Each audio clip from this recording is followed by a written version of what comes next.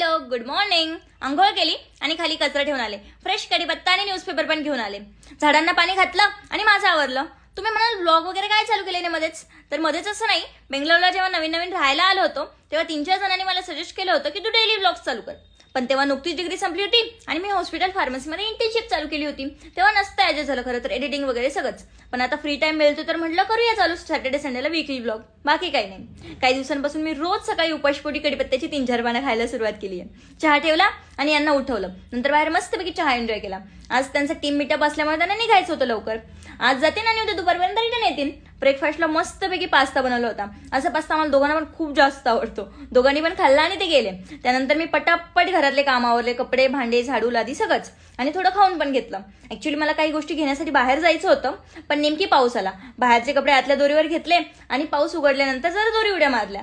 जेवायला एकटीच असल्यामुळे मस्त डाळ खिचडा लावून दिला होता.